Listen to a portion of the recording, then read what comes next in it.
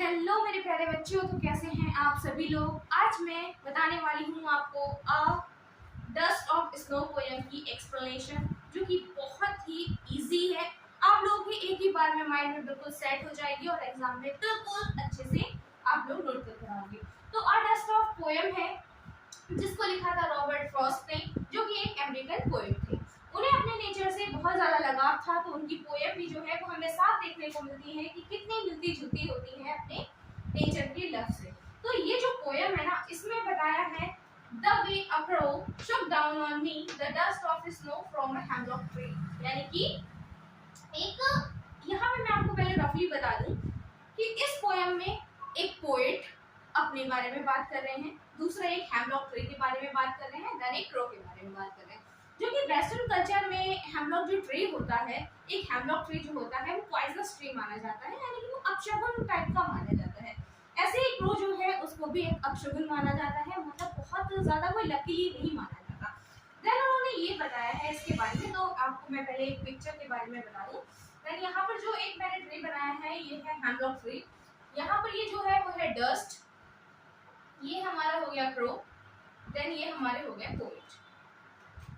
और ये पोएम का जो मतलब है वो क्या है, डस्ट ऑफ स्नो। जो स्नो के जो छोटे छोटे पार्टिकल्स होते हैं ना, ऊपर से जो बारिश जो हमारी स्नो गिरती है, जो बर्फ गिरती है, उसके छोटे छोटे पार्टिकल्स को यहाँ पर डस्ट कहा गया है। किसके? स्नो के पार्टिकल्स को यहाँ पर डस्ट कहा गया है।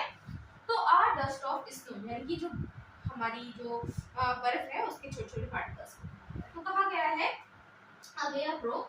यानी कि जो हेमलॉक ट्री था ना, वहां पर एक कौवा बैठा हुआ था। इसके बारे में हम यहाँ पर बताएंगे।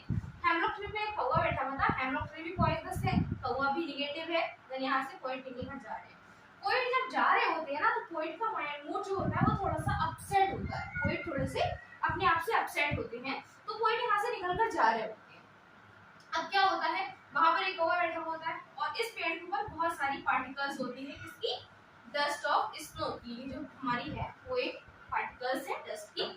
तो जैसे ही पोएट यहाँ से निकलकर जा रहे होते हैं, तो कौवा जो होता है वो अपने परों को फड़फड़ाता है और थोड़ा सा उड़ता है। तो कौवे के उड़ने की वजह से जो उसके परों के ऊपर डस्ट ऑफ पार्टिकल्स जो स्नो के थे, ठीक है, वो इस पोएट के शोल्डर पर आकर गिर जाते हैं।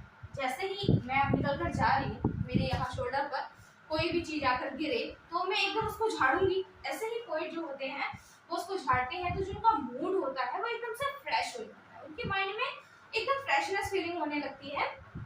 तो यहाँ पर पोएट ने यही अपनी फीलिंग को शेयर किया है और पोएट ने बताया है कि away of rose should down on me, मतलब मैं निकल कर जा रहा था तो जो कौवा था ऊपर से उसने क्या किया, झाड़ दी डस्ट ऑफ स्नो। मेरे ऊपर जो बर्फ के डस्ट थी वो फ्रॉम ए हेमलॉक ट्री, किसके ऊपर से गिरी हुई थी? फ्रॉम ए हेमलॉक ट्री, यानी कि जो वो पेड़ था जिसके ऊपर कौवा बैठा था उसके ऊपर से।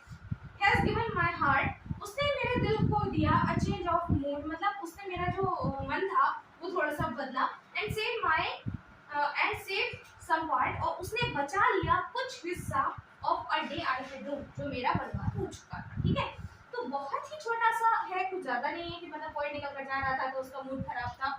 वहां पर एक पेड़ था, उस पर कौवा बैठा हुआ था, उसने अपनी मतलब पर्ड को फड़फड़ाया तो उसके ऊपर से बर्फ आकर गिर गई, पोएट का मूड चेंज हो गया। फिर मैसेज क्या मिलता है हमें इस पोएम से? Small thing in life can bring happiness and change our mood completely. जिंदगी में एक छोटा छोटा हिस्सा भी हमारे मूड को पूरे तरीके से बदल सकता है।